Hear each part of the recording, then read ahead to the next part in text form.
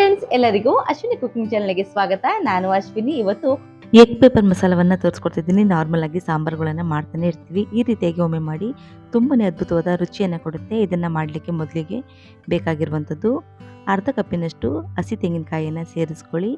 1 table spoon ಆಗುವಷ್ಟು ಕಾಳು ಮೆಣಸನ್ನು ಸೇರಿಸ್ಕೊಂಡ್ರೆ ಸಾಕು. ಅರ್ಧ ಟೀ ಸ್ಪೂನ್ ಆಗುವಷ್ಟು ಸೋಂಪು ಕಾಳನ್ನು ಸೇರಿಸ್ಕೊಳ್ಳಿ. ಅರ್ಧ ಟೀ ಸ್ಪೂನ್ ಆಗುವಷ್ಟು ಜೀರಿಗೆಯನ್ನು ಸೇರಿಸ್ಕೊಳ್ಳಿ. 1 ಟೀ ಸ್ಪೂನ್ ಆಗುವಷ್ಟು ಗಸಗಸೆಯನ್ನು ಸೇರಿಸ್ಕೊಳ್ಳಿ. ಅದ್ಭುತವಾದ ಫ್ಲೇವರನ್ನು ಕೊಡುತ್ತೆ ಗಸಗಸೆಯನ್ನು ಹಾಕೋದ್ರಿಂದ. ಇದಕ್ಕೆ ರುಬ್ಲಿಕ್ಕೆ ಎಷ್ಟು ನೀರು ಬೇಕೋ ಅಷ್ಟು ನೀರನ್ನು ಸೇರಿಸ್ಕೊಂಡು ಸಣ್ಣದಾಗಿ ರುಬ್ಬಿ ಸೈಡಿಗೆ ಇಟ್ಕೊಳ್ಬೇಕಾಗುತ್ತೆ. ನಾನಿಲ್ಲಿ ಒಂದು ಅಗಲವಾದ ಪ್ಯಾನನ್ನು ಇಟ್ಕೊಂಡಿದ್ದೀನಿ. ಅದಕ್ಕೆ 1 ಟೀ ಸ್ಪೂನ್ ಆಗುವಷ್ಟು ಎಣ್ಣೆಯನ್ನು ಸೇರಿಸ್ಕೊಂಡು ಅದಕ್ಕೆ 1 ಚಿಟಿಕೆಯಷ್ಟು ರೆಡ್ ಚಿಲ್ಲಿ ಪೌಡರ್, 1 ಚಿಟಿಕೆಯಷ್ಟು ಅರಿಶಿಣದ ಪುಡಿ, ಸ್ವಲ್ಪ ಉಪ್ಪನ್ನು ಸೇರಿಸ್ಕೊಂಡು ನೀಟಾಗಿ ಮಿಕ್ಸ್ ಮಾಡ್ಕೊಳ್ಬೇಕಾಗುತ್ತೆ. ನಾವಿಲ್ಲಿ ಮೊಟ್ಟೆಯನ್ನು ಕೋಟಿಂಗ್ಗೋಸ್ಕರ ಇಷ್ಟನ್ನು ರೆಡಿ ಮಾಡ್ಕೊಳ್ಬೇಕಾಗುತ್ತೆ. ಮೊದಲಿಗೆ ನಾನಿಲ್ಲಿ 6 ಮೊಟ್ಟೆಯನ್ನು ಚೆನ್ನಾಗಿ ಬೇಯಿಸ್ಕೊಂಡು ಅದರ ಮಧ್ಯಭಾಗಕ್ಕೆ ಕಟ್ ಮಾಡಿಕೊಂಡು ಸೇರಿಸ್ಕೊಳ್ತಾ ಇದ್ದೀನಿ. ಪೂರ್ಣ ಪ್ರಮಾಣದಲ್ಲಿ ಕೂಡ ಬೇಕಾದ್ರೆ ಸೇರಿಸ್ಕೊಂಡು ಮಾಡ್ಕೊಳ್ಬೋದು. ಸ್ವಲ್ಪ ಎಡ್ಜಸ್ಗಳಿಗೆ ಮೊಟ್ಟೆಗೆ ಸ್ವಲ್ಪ ಚಾಕುವಿನಿಂದ ಗಾಯವನ್ನು ಮಾಡಿಕೊಂಡ್ರೆ ಸಾಕಾಗುತ್ತೆ. ಇವಾಗ ನೀಟಾಗಿ ಮಿಕ್ಸ್ ಮಾಡ್ಕೊಳ್ಬೇಕಾಗುತ್ತೆ. ಚೆನ್ನಾಗಿ ಹಿಡಿಬೇಕು ಮೊಟ್ಟೆಯ ಮೇಲ್ಭಾಗಕ್ಕೆ ಉಪ್ಪು ಹಾಗೆ ಖಾರದ ಪುಡಿಯ ಅಂಶ.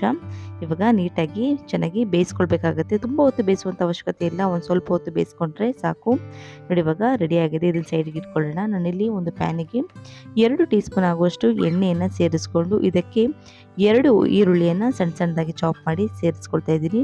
ಸ್ವಲ್ಪ ಕರಿಬೇವಿನ ಎಲೆಗಳನ್ನು ಸೇರಿಸ್ಕೊಳ್ಳಿ. ಅದ್ಭುತವಾದ ರುಚಿಯನ್ನು ಕೊಡುತ್ತೆ, ಹಾಗೆ ಫ್ಲೇವರನ್ನು ಕೂಡ ಕೊಡುತ್ತೆ. ಕರಿಬೇವಿನ ಎಲೆಗಳನ್ನು ಸೇರಿಸ್ಕೊಂಡ್ರೆ ಇದಕ್ಕೆ ಅರ್ಧ ಟೀ ಸ್ಪೂನ್ ಆಗುವಷ್ಟು ಶುಂಠಿ ಬೆಳ್ಳುಳ್ಳಿ ಪೇಸ್ಟನ್ನು ಸೇರಿಸ್ಕೊಂಡು ನೀಟಾಗಿ ಮಿಕ್ಸ್ ಮಾಡ್ಕೊಳ್ಳೋಣ. ಇದರಲ್ಲಿ ಇರ್ತಕ್ಕಂಥ ಹಸಿ ಸ್ಮೆಲ್ಲು ಹೋಗುವಷ್ಟು ಫ್ರೈ ಮಾಡಿಕೊಂಡ್ರೆ ಸಾಕಾಗುತ್ತೆ. ನಾನಿಲ್ಲಿ 1 ಟೊಮೊಟೊವನ್ನು ಸಣ್ಣ ಭಾಗದಾಗಿ ಕಟ್ ಮಾಡಿಕೊಂಡು ಸೇರಿಸ್ಕೊಳ್ತಾ ಇದ್ದೀನಿ.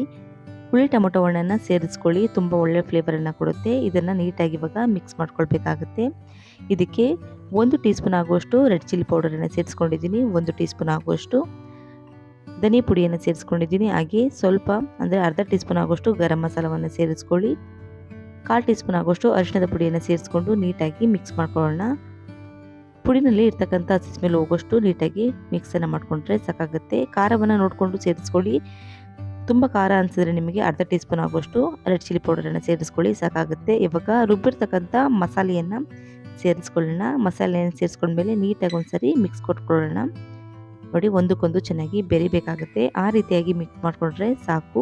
ನೋಡಿ ಇಷ್ಟು ಪ್ರಮಾಣದಲ್ಲಿ ಮಿಕ್ಸ್ ಮಾಡ್ಕೊಂಡಿದ್ದ ನಂತರ ನಾನಲ್ಲಿ ಮಿಕ್ಸಿಯ ಜಾರಿಗೆ ಸ್ವಲ್ಪ ನೀರನ್ನು ಸೇರಿಸ್ಕೊಳ್ತಾ ಇದ್ದೀನಿ. ನೀರನ್ನು ನೋಡಿಕೊಂಡು ನಿಮ್ಮ ಥಿಕ್ನೆಸ್ಗೆ ಅನುಗುಣವಾಗಿ ಸೇರಿಸ್ಕೊಳ್ಬೋದು. ಕಡಿಮೆ ಜಾಸ್ತಿ ಯಾವ ರೀತಿಯಾಗಿ ಕೂಡ ಮಾಡ್ಕೊಳ್ಬೋದು. ಈ ಒಂದು ಮಸಾಲವನ್ನು ಸ್ವಲ್ಪ ತಿಕ್ಕಾಗಿ ಮಾಡ್ಕೊಳ್ಳಿ, ತುಂಬ ಅದ್ಭುತವಾದ ರುಚಿಯನ್ನು ಕೊಡುತ್ತೆ. ಇದಕ್ಕೆ ರುಚಿಗೆ ಅನುಗುಣವಾಗಿ ಉಪ್ಪನ್ನು ನೋಡಿಕೊಂಡು ಸೇರಿಸ್ಕೊಳ್ಳಿ. ಇವಾಗ ಉಪ್ಪನ್ನು ಸೇರಿಸ್ಕೊಂಡ್ಮೇಲೆ ನೀಟಾಗಿ ಒಂದು 2 ನಿಮಿಷಗಳ ಕಾಲ ಇದನ್ನು ಚೆನ್ನಾಗಿ ಬೇಯಿಸ್ಕೊಳ್ಬೇಕಾಗುತ್ತೆ. ಕಡಿಮೆ ಫ್ಲೇಮಲ್ಲಿ ಇಟ್ಕೊಂಡು ಬೇಯಿಸ್ಕೊಳ್ಳಿ. ಇವಾಗ ಫ್ರೈ ಮಾಡಿರ್ತಕ್ಕಂಥ ಮೊಟ್ಟೆಯನ್ನು ಸೇರಿಸ್ಕೊಳ್ಳೋಣ. ಮೊಟ್ಟೆಯನ್ನು ತುಂಬ ಅರಿಬರಿಯಾಗಿ ಮಿಕ್ಸ್ ಮಾಡ್ಕೊಳ್ಳಿಕ್ಕೆ ಹೋಗಬೇಡಿ. ಈ ರೀತಿ ಸಾಫ್ಟಾಗಿ ಮಿಕ್ಸ್ ಮಾಡ್ಕೊಳ್ಬೇಕಾಗುತ್ತೆ.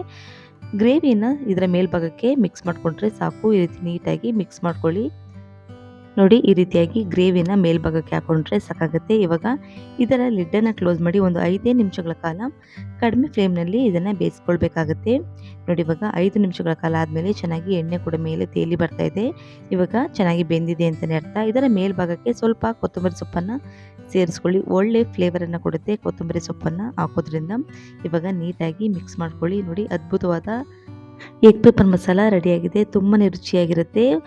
ರೈಸ್ ಜೊತೆ ತಿನ್ನಿ, ಒಂದ್ಸಲ ಅಲ್ಲ 2 ಸರಿ ರೈಸನ್ನು ಹಾಕ್ಸ್ಕೊಂಡು ತಿಂತೀರಾ, ಅಷ್ಟೊಂದು ಟೇಸ್ಟಿಯಾಗಿ ಬರುತ್ತೆ ಈ ಒಂದು egg pepper masala. Thank you for the watching. Bye friends.